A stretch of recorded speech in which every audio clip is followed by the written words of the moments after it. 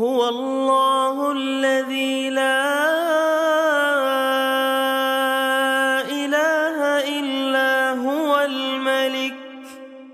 الملك القدوس السلام المؤمن المهيمن العزيز الجبار المتكبر سبحان الله عما يشركون. بسم الله الرحمن الرحيم. الحمد لله رب العالمين. Amma ba'd. Nous allons continuer dans notre aventure vers la lumière des noms d'Allah Azza wa Jal. Autre élément très important auquel on doit penser, c'est que nous allons invoquer Allah Azza wa Jal avec les noms qui correspondent à ce qu'on demande. Par exemple, si j'ai eu un manquement vis-à-vis de mon Seigneur, par quel nom vais-je invoquer Allah Azza wa Jal? Par exemple, je vais invoquer Allah Azza wa Jal par un de ces noms qui fait référence au Ghufran, c'est-à-dire le pardon, ou alors Ar-Rahma, la miséricorde. Ainsi, si j'ai eu un manquement envers mon Seigneur, je vais dire Ya Tawwab, celui qui accorde le repentir. Ya Rahman, Ya Rahim, celui dont la miséricorde englobe toutes choses. Ya Ghaffar, ô toi celui qui pardonne tous les péchés. Donc, entre ce que je demande d'une part et le nom que j'évoque d'autre part, il doit y avoir un tarabut, c'est-à-dire un lien entre ces deux choses. Pourquoi? C'est pour montrer à notre Seigneur que nous le connaissons. Et quand je lui demande miséricorde, je suis en train de dire « Ya Allah, j'ai étudié ce qu'est ta miséricorde. J'ai étudié, avec mon imperfection humaine bien sûr, la perfection de ta miséricorde.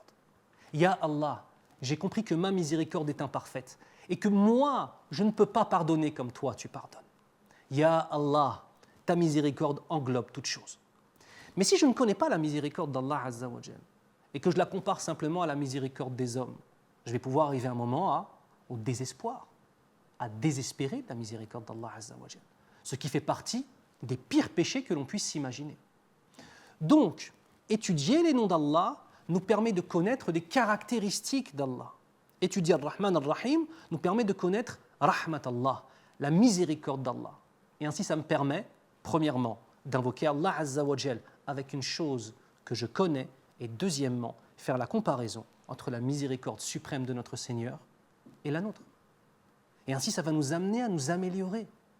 Parce qu'on va se dire, avec tous les péchés que je commets, toutes les erreurs que j'ai commises dans ma vie, avec tout ce qu'Allah Azza wa Jal me donne, avec tout ce qu'il m'a donné, avec tout ce qu'il m'a promis, malgré cela, je lui désobéis.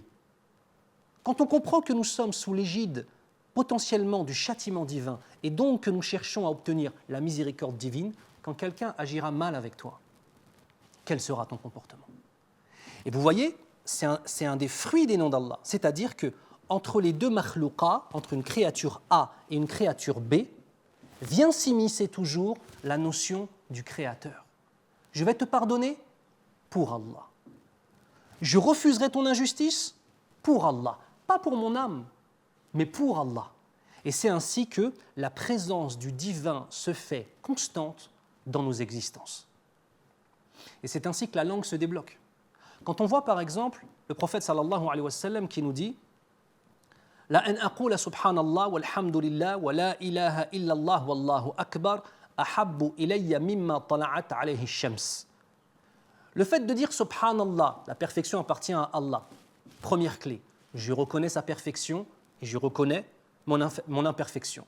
An aqula subhanallah walhamdulillah. J'ai reconnu sa perfection, je suis maintenant prêt à clamer sa grandeur et sa louange.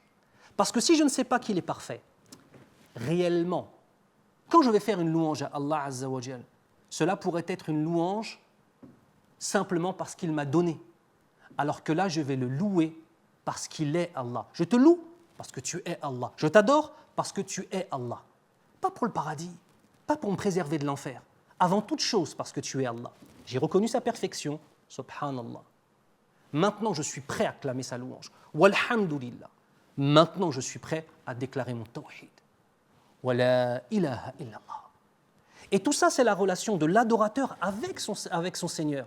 C'est la relation de la créature avec le Créateur. Une fois qu'on a complété cet élément-là, on peut passer à autre chose.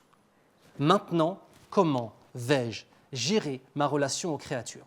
Et c'est pour ça qu'à la fin, on arrive à Wallahu Akbar. Allah dépasse toute chose. Allah dépasse mon intérêt pour l'argent. Allah dépasse mon intérêt pour les gens. Allah dépasse l'intérêt que j'ai pour mon travail, l'intérêt que j'ai pour toutes les créatures. Il n'y a pas d'obéissance à la créature dans la désobéissance au Créateur. Ça, c'est le cheminement, en fait. C'est ce que vont nous apporter partiellement, incha'Allah ta'ala, la connaissance des noms d'Allah. Et n'oubliez pas que nous sommes des récipients.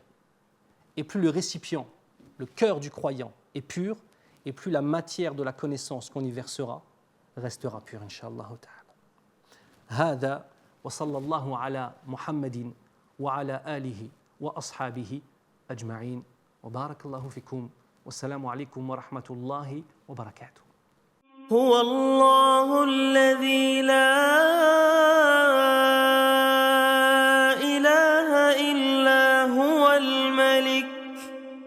الملك القدوس السلام المؤمن المهيمن العزيز الجبار المتكبر سبحان الله